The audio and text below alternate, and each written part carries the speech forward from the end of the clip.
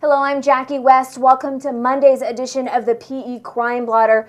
The fiance of Obette Lacap, the man who was shot and killed in an attempted carjacking on Thursday, May 9th, in a parking lot in Yucca Valley, spoke out from their family's Beaumont home today for the first time. Joining me now is reporter John Asbury. John, you and I were there. Right. It was a very emotional interview. Ivy Huang spoke about how her and her fiance just got engaged. They were planning their wedding, and now she's planning his funeral. We had recently been engaged, and just last week I put the deposit down for a venue. I mean, the past couple months we've just been visiting different locations and talking about what we wanted, and it should have been the happiest time of our lives to be planning this, and we were supposed to be starting our lives together. And then, you know, on Saturday I was supposed to be dress shopping with my mother and my sister to get my wedding dress, and instead I'm at the mortuary planning his funeral, and it's such a hard thing for me to grasp that concept that he's gone. John, for people who are not familiar with this case, can you tell us how this all started? Authorities said Lacap was sitting in his car, likely going inside to make a pharmaceutical sale, when two men came up to his car in an attempted either robbery or carjacking. He was shot through the driver's side window, and the gunman sped away. That initiated a chase with sheriff's deputies and CHP officers, ending in San Bernardino when he was cornered off a road off Hospitality Lane. Two men got out of the car, started opening fire on CHP officers and deputies, and one of the suspects was killed at the scene, and another remains hospitalized.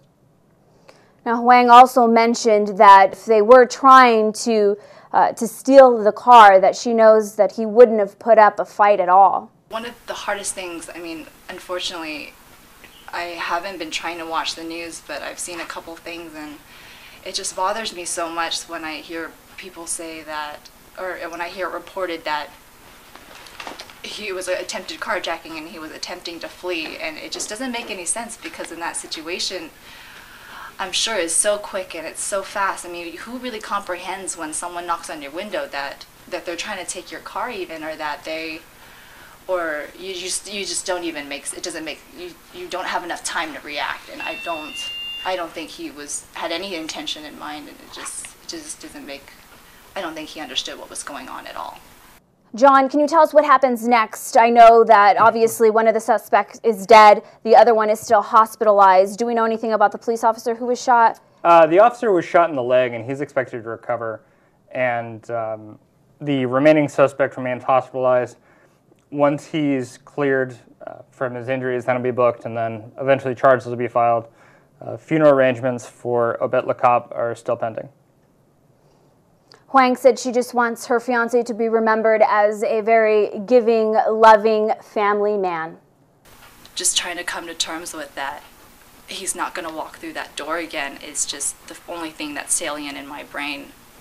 I mean, I want to see justice done in the long run, and I think that I want to put this whole thing to rest. I mean, first I want to put his body to rest, and then I want to put this whole thing, and it's horrible that it has to be, if there has to be a trial. I just want to put this whole thing to rest and see that in the long run that justice is served, and he just won't be a nameless victim, and people will remember him and this horrible thing that was done to him, and the appropriate action will be done and to rectify or justify that. Well, that does it for Monday's edition of the PE Crime Blotter. I'm Jackie West. We'll see you tomorrow.